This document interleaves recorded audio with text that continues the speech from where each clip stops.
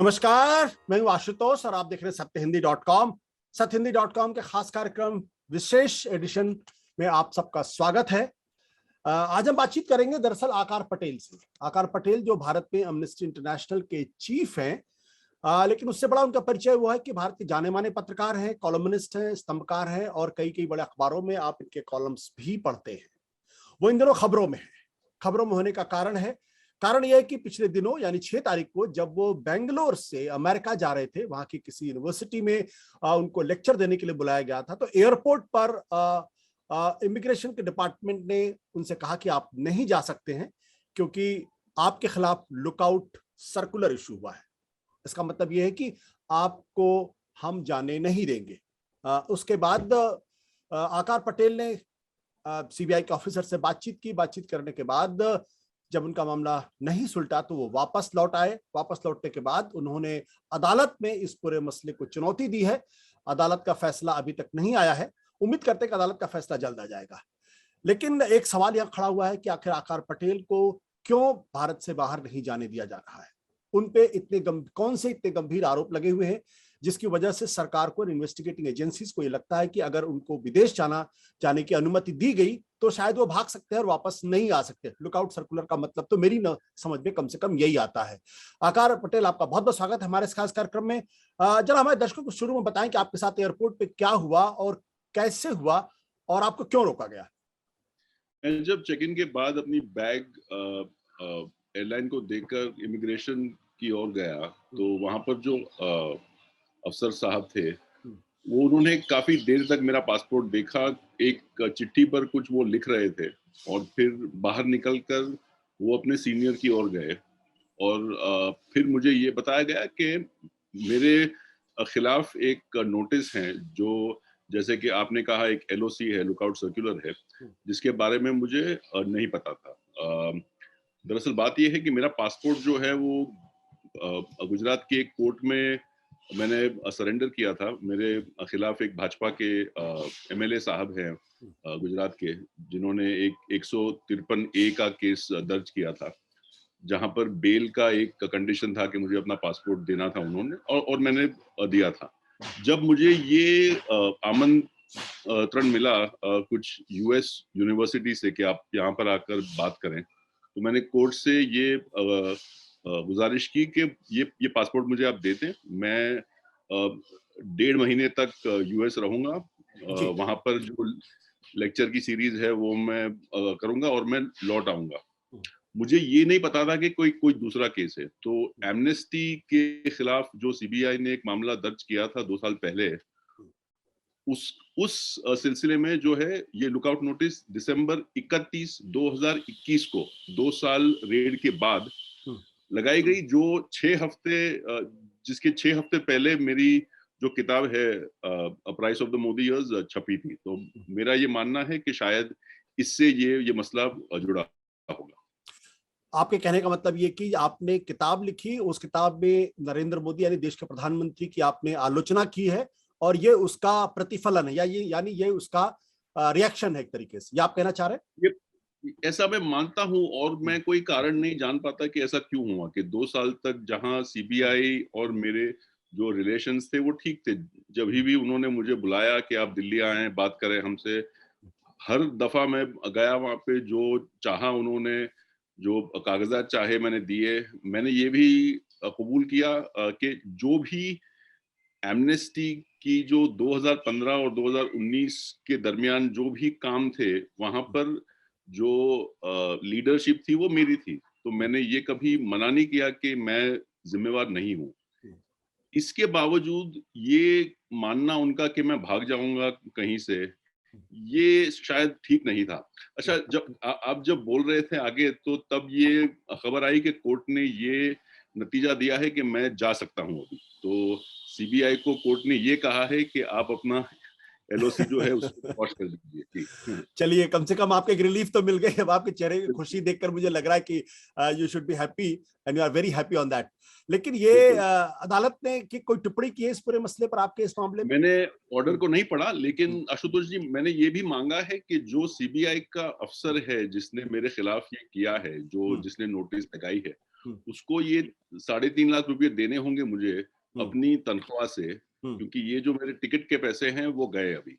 और उनकी जिम्मेवारी थी कि वो मुझे बताएं कि आप एलओसी की लिस्ट में हैं, ताकि मैं जाके अदालत से बात करूं और कहूं कि मुझे निकाले इस लिस्ट से, क्योंकि ये उन्होंने नहीं किया जो उनको करना था। मैं ये मानता हूं कि जब तक सरकारी नौकर को ये छूट है कि वो ऊपर से जो भी उनको आदेश मिले वो बगैर देखे कि ये कोई लॉफुल या अनलॉफुल हो, वो सिटीजन्स पे ठोक दे, ये मैं सही नहीं मानता। इसको मैं आगे लूंगा। बिल्कुल, यानी दो चीजें अपने दर्शकों को समझाने के लिए मैं बता दूं कि दरअसल आकार पटेल से जब हम बातचीत कर रहे थे उस वक्त अदालत का फैसला आ गया है और अदालत ने उनको विदेश जाने की अनुमति दे दी है। लेकिन इसके साथ साथ उन्होंने एक और प्रेयर की थी। उन्होंने प्रेयर ये की थी कि जिस सीबीआई के ऑफिसर ने उनके खिलाफ लुकआउट सर्कुलर जारी किया था और इनको इन्फॉर्म नहीं किया था, जिसकी वजह से इनको अमेरिका जाने का जो किराया था तकरीबन 3.5 लाख रुपए, वो उस अफसर की तनख्वाह से काटी जाए। मैंने सही बात कही है इस वक्त? बिल्कुल, लेकिन इस यहाँ पर अदालत ने क्या कहा है या कुछ कहा है भी है, ये मुझे पता नहीं है। मेरी प्रेयर ये रही है कि ये पैसे मुझे दी जाए और दिए जाए और इस अफसर की तनख्वाह से दिए जाए। बिल्कुल, यानी आकार पटेल का कहने का मतलब यह है कि अगर उनको पहले से पता होता कि उनके खिलाफ सीबीआई ने लुकआउट सर्कुलर जारी किया है तो वो अदालत जाते और अदालत से परमिशन लेते, अदालत की इजाजत से जाते। लेकिन चूंकि उनको जानकारी नहीं दी गई इसलिए उन्होंने टिकट खरीदा और जिसकी वजह से उनके 3.5 लाख रुपए एक तरीके से पानी में चले गए। लेकिन आकार ये आपके खिलाफ पहला मामला नहीं है। अक्टूबर 2018 में एमनेस्टी इंटरनेशनल की प्रॉपर्टी पर एनफोर्समेंट डायरेक्टरेट ने छापा मारा था। क्यों छापा मारा था आपके खिलाफ? तो 3 दफा 2018 में, जैसा कि आपने कहा, अक्टूबर में, फिर नवंबर 2019 में सीबीआई का एक छापा पड़ा, फिर 2020 में फिर से ईडी का छापा पड़ा। हर दफा हमारे अकाउंट को फ्रीज किया गया। जो पहली दफा जो थी 2018 अक्टूबर में, मामला ये था कि मीडिया को ये कहा गया कि एमनेस्टी ने कोई घपला किया है, जो पैसे आए हैं विदेश से वो ठीक से नहीं आए हैं। हमारे अकाउंट को फ्रीज किया गया।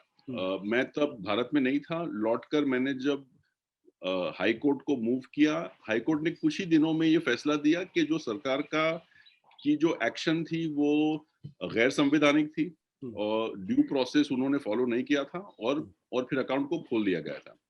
वही ट्रांजैक्शंस पे फिर 1 साल बाद सीबीआई आई हमारे दफ्तर और छापा मारा और फिर फ्रॉड का केस लगाया हम पर उसी ट्रांजैक्शंस पे।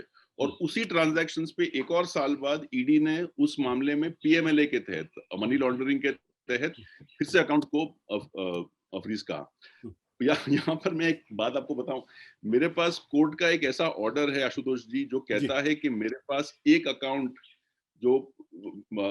मेरा जो है वो अनफ्रीज हुआ है इस ऑर्डर के तहत। ऑर्डर में बैंक अकाउंट का नंबर सही नहीं है। जब मैं फिर से गया अदालत, जज साहब ने उसको करेक्ट करने से मना कर दिया। अभी तक ऐसे ही है वो। मेरे पास सरकार की एफिडेविट है कि कुछ और जो मेरे हैं अकाउंट, उन पर कोई फ्रीज नहीं है। उन अकाउंट को मैं ऑपरेट नहीं कर सकता इस वजह से कि बैंक जो है वो डरती है हमें हमारे पैसे देने से, और वो कहती है हमें कि ईडी हमें डराती है, धमकाती है। तो रूल ऑफ लॉ भारत में ये है कि आपके पास कोर्ट का ऑर्डर है, आपके पास सरकार की एफिडेविट है कि आप अपना पैसा इस्तेमाल कर लें, लेकिन आप नहीं कर पाते। तो आपने इसको सुप्रीम कोर्ट में चुनौती दी, कंटेम्प्ट ऑफ कोर्ट का मामला नहीं बना? जी बिल्कुल, एक एसएलपी हमारी दर्ज हुई है जो शायद अगले हफ्ते जो है उसकी सुनवाई होगी। बट आकार अक्टूबर में एनफोर्समेंट डायरेक्टरेट 2018 में आपका छापा, उसके बाद सीबीआई का छापा, उसके बाद फिर एनफोर्समेंट डायरेक्टरेट का छापा। तो इसका मतलब ये कि आप कोई बहुत खतरनाक अपराधी होंगे जिसकी वजह से एनफोर्समेंट डायरेक्टरेट और सीबीआई लगातार आपके ऊपर छापे डाल रही है, फिर आपको जो है एयरपोर्ट से बाहर जाने भी नहीं दे रही है। तो ऐसा कौन सा अपराध आपने किया है? एमनेस्टी की तारीख भारत में ये है कि 50 साल पहले जॉर्ज फर्नांडिस ने इसको यहाँ पर शुरू किया था, और शुरू होने के बाद फिर वो बंद हो गया, और फिर 4 या 5 दफा शुरू होके बंद हो गया।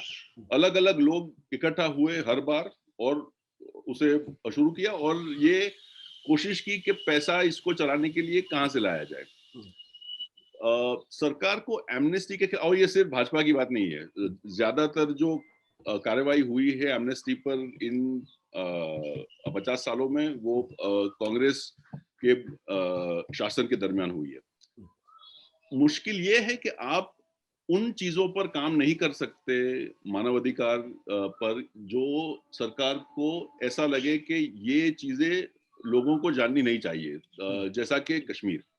मैं आपको एक उदाहरण दूं कि जिस साल में मैं आया यहाँ पर एमनेस्टी में 2015, एक हमारा रिपोर्ट था जिसके ऊपर 3 साल तक हमने काम किया था, जहां पर हमने ये बताया कि 1989 से लेकर 2015 तक जितने भी जम्मू और कश्मीर पुलिस ने एफआईआर दर्ज किए थे आर्म फोर्सेस के खिलाफ, चाहे वो टॉर्चर, किडनैप, मर्डर या रेप हो, और फिर इन्वेस्टिगेशन के बाद उन्होंने चार्जशीट फाइल की थी कि प्राइमा फासी यहाँ पर कुछ है, वो चार्जशीट को उन्होंने दिल्ली भेजा, या तो एमओडी को पैरामिलिट्री के लिए, या तो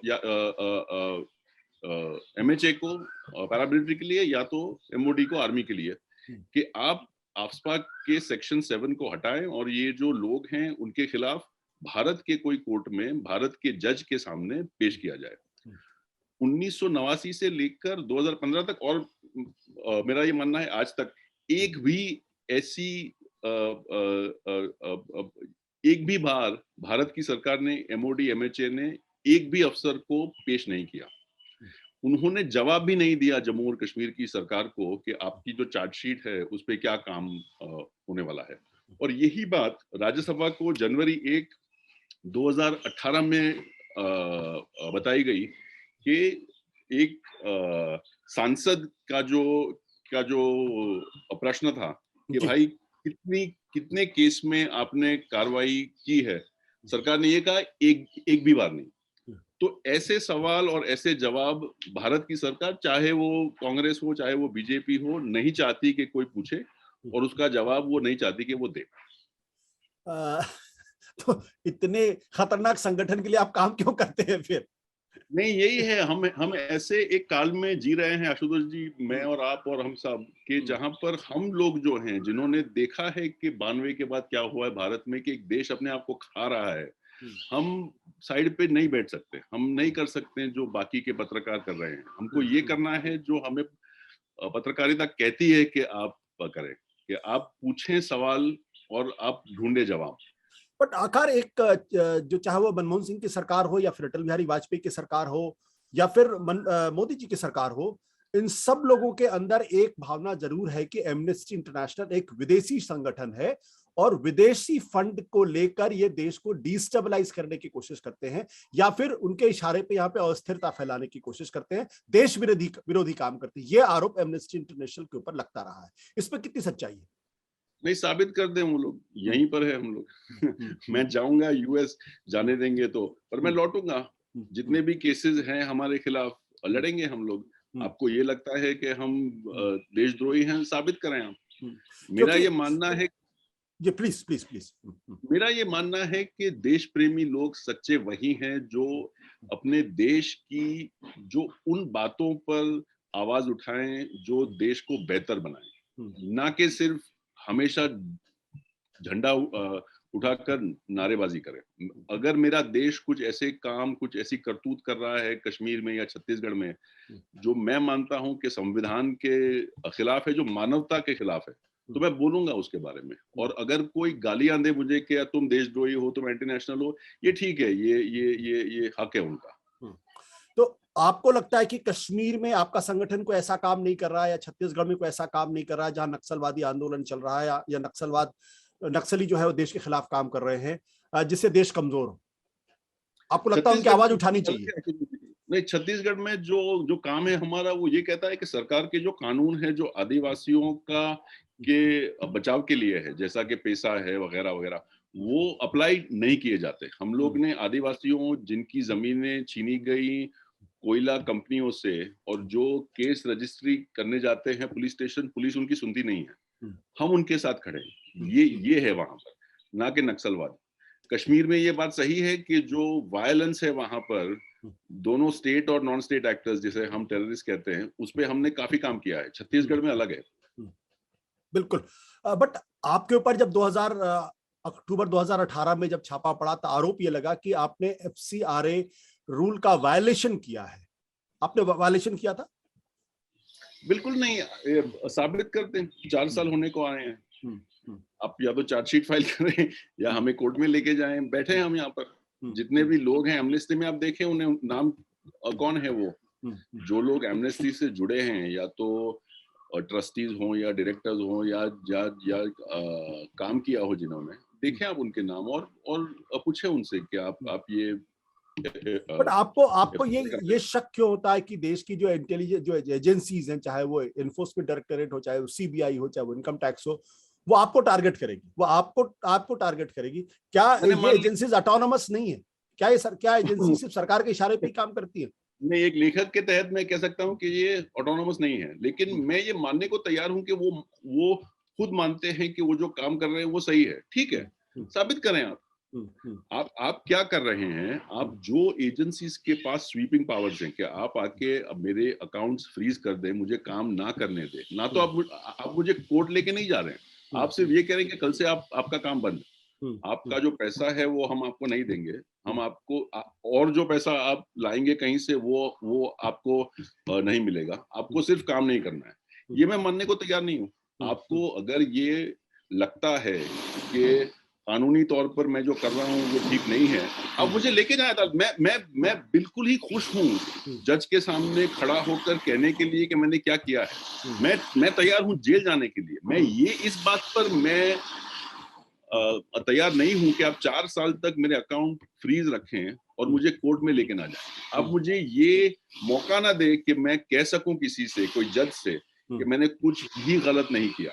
सरकार ये कर रही है, उसको रूल ऑफ लॉ या ऐसी कोई चीज में उनको रस नहीं है। उनको रस इस बात में है कि वो मुझे काम ना करने दें।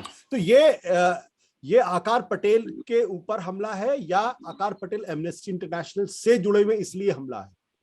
नहीं, एमनेस्टी का जो मसला है वो एमनेस्टी से ही जुड़ता है। मैं बहुत छोटा आदमी हूँ, लेकिन मैं ये मानता हूँ कि मुझे यूएस नहीं जाने का एक कारण ये है कि मैं लिखता हूँ किताबें जो ये सरकार नहीं पसंद करती। ये शायद झूठ है, ये शायद मैंने ज्यादा बोल दिया, क्योंकि इस सरकार में बहुत लोग नहीं है जो किताबें पढ़ते हैं। ये जो मैं जो ट्वीट करता हूँ शायद उसकी वजह से है कि मुझे ट्वीट नहीं करना चाहिए। हाँ, तो ये जो पूर्णेश मोदी जी है जिन्होंने आपके खिलाफ ये केस दर्ज किया है, उसमें आपके ऊपर आरोप ये है कि आपने मोदी जी के ऊपर टिप्पणी की जिसकी वजह से देश की जो सांप्रदायिक सद्भाव है वो बिगड़ सकता है। तो आप ऐसे ट्वीट क्यों करते हैं?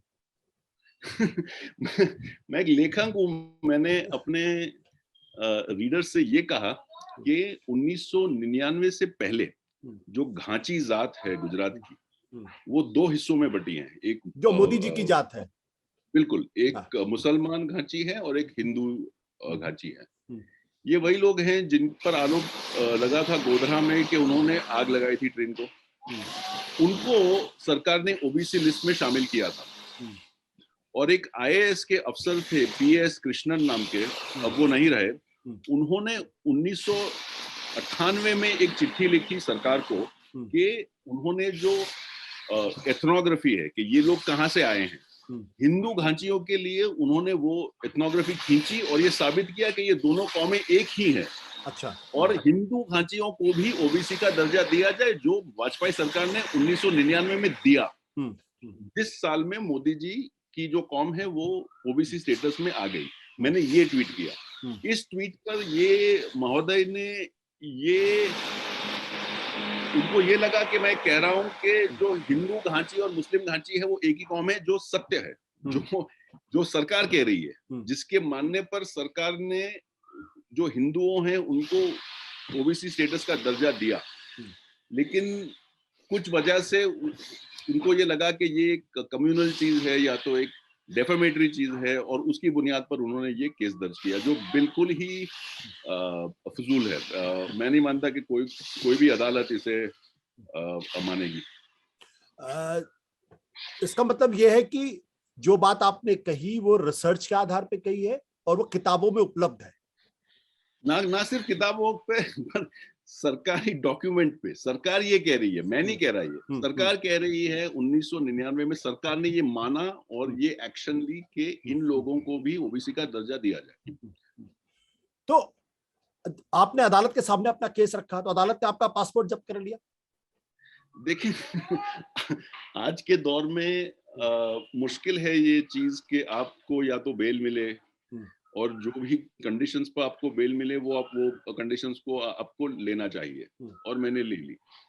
मैं मानने को नहीं तैयार कि जो मैंने कहा वो या तो गलत था या तो वो सत्य से हटके था, और ये साबित हो जाएगा अदालत में। पर आज जो है जी, आकार आपके ऊपर एक आरोप ये लगेगा कि आप विदेश जाएंगे, विदेश जाके आप भारत के खिलाफ बोलेंगे, भारत की छवि को खराब करेंगे, भारत के प्रधानमंत्री की छवि को खराब करेंगे। बिल्कुल करूंगा मैं। हाँ। यही एक देश प्रेमी यही होता है जो चाहता है कि अपना देश सुधरे। और मैं दुनिया को कहूंगा, मैं मानवता को एक ही मानता हूं। मैं ये नहीं मानता हूं कि मैं कहीं जाऊंगा तो ये कोई अलग लोग है, वो भाई है मेरे। मैं कहूंगा कि यहाँ पर मुसलमान के साथ ये हो रहा है, और अगर कोई ये समझे कि ये भारत के खिलाफ बोलना है तो ठीक है, ये कोई समझे कि मोदी जी के खिलाफ ये बोलना है तो ठीक है, पर मैं बोलूंगा। आप बोलेंगे? बिल्कुल। तो उससे भारत की छवि खराब होगी? भारत की छवि इन चीजों से खराब नहीं होती कि कोई बंदा जाके कहीं पे कुछ बोल दे। भारत की छवि होती है खराब इन चीजों से जो हम देखते हैं रोजाना न्यूज पर, कि अपने ही लोगों पे धावा बोल देना, ये कोई राष्ट्रवाद नहीं है। और ये जो चल रहा है भारत में 2014 से लेकर और खास तौर पे 2019 के बाद, ये राष्ट्रवाद नहीं है। और अगर ये राष्ट्रवाद है तो ये बिल्कुल ही गलत है और ये नहीं होना चाहिए। और लोगों को पता चलना चाहिए कि भारत में ऐसा हो रहा है, और अगर उनको नहीं पता है तो मैं बाहर जाके बोलूंगा उनको। बिल्कुल, मतलब आप बोलेंगे।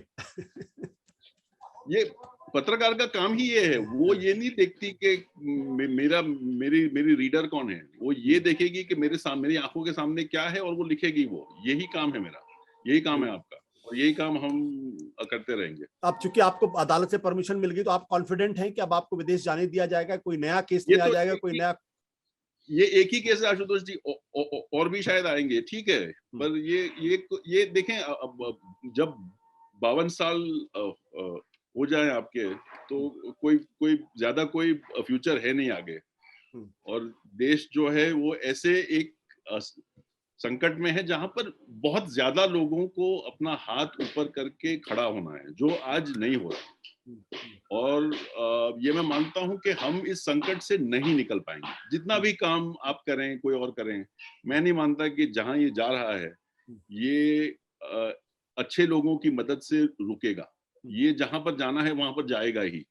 लेकिन इसका मतलब ये नहीं कि हम बंद कर दे अपना काम, कि हम ना बोलें, और हम पर जो आएगा वो आएगा, वो ठीक है।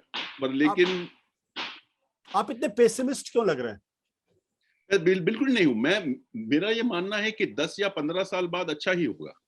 ये देश, ये पूरी मानवता में जो होगा वो अच्छा ही होगा। लेकिन हम अपने आप के साथ जो आज कर रहे हैं, ये बाहर से नहीं आ रहा, हम कर रहे हैं और हम ये रोक नहीं पा रहे हैं। हमारे जो इंस्टीट्यूशंस हैं, या तो वो जुडिशरी हो, या तो आईपीएस हो, या तो आईएएस हो, या तो आईएफएस हो, ये इस चीज को रोक नहीं पा रहे। और उससे सबसे बड़ी बात यह है कि ज्यादातर लोग जो हैं, हिंदू लोग, ये मानने को तैयार नहीं कि आज जो हो रहा है वो सही नहीं है। कि आप हर रोज कुछ ना कुछ उठाकर, आज हिजाब, कल बीफ, कल तलाक, फिर लव जिहाद, फिर और कुछ, फिर नमाज को लेकर अपने ही लोगों पर धावा बोल दें, और इसे आप राष्ट्रवाद कहें और आप खुश हों। ये इसके खिलाफ बोलना बहुत ही जरूरी है हिंदुओं को, खास तौर पर जो सवर्ण है। और ये मैं मानता हूं कि ये हमारा एक कर्म है हमारा, और ये हमें करना चाहिए। और जो लोग ये नहीं कर रहे हैं, मैं मानता हूं कि ये लोग पछताएंगे। आपको डर नहीं लगता? नहीं, एक दो बार जब हो जाए उसके बाद कुछ वो सब एक ही जैसा लगता है। जब कोई कोड़े पड़े एक बार, दो बार, उसके बाद तीसरी बार जब पढ़ते हैं तो वो कोई ज्यादा नहीं लगते, या नए नहीं लगते। पहली बार कब डर लगा था आपको? एक एक पहली बार डर जब लगा था जब पत्रकार था, जब एक्टिविस्ट बना उसके बाद डर बिल्कुल ही निकल गया। ना कि क्योंकि मैं बहुत ही कोई ब्रेव हूँ, ये बात नहीं है, पर एक ऐसा जोश आता है आप में जब आपको पता है कि जो आप मानते हैं वो सही है, कि ये सब फिर पीछे हो जाता है। ये बात भी सही है कि आपको मुश्किल, मैं एक पाटीदार हूँ, मुझ पे बहुत ही कम आरोप लगेंगे, मुझ पे बहुत ही कम कोड़े मारे जाएंगे। मैं ना तो मुसलमान हूँ, ना तो औरत हूँ, ना तो मेरा जो स्थान है वो अच्छा है, और मैं ये मानता हूँ कि इस स्थान को मुझे इस्तेमाल करना चाहिए, क्योंकि मेरे ऊपर जो होगा बहुत कम होगा। आकार पटेल, बहुत बहुत शुक्रिया हमसे बातचीत करने के लिए। हम तो बस इतनी सी गुजारिश कर सकते हैं और इतनी सी प्रार्थना कर सकते हैं कि जो आप कह रहे हैं वैसा हिंदुस्तान ना हो और हिंदुस्तान बहुत जल्द बदले। और बहुत शुभकामनाएं आपको। अदालत से आपको इजाजत मिल गई है, अब आप जाएं अमेरिका और वहां पे आप भाषण दें। बहुत बहुत शुक्रिया, थैंक यू सो मच। लौटूंगा तो फिर हम फिर से बात करेंगे Ashutosh ji. Thank you so much, thank you. Satya Hindi का ऐप डाउनलोड करें गूगल प्ले स्टोर पर।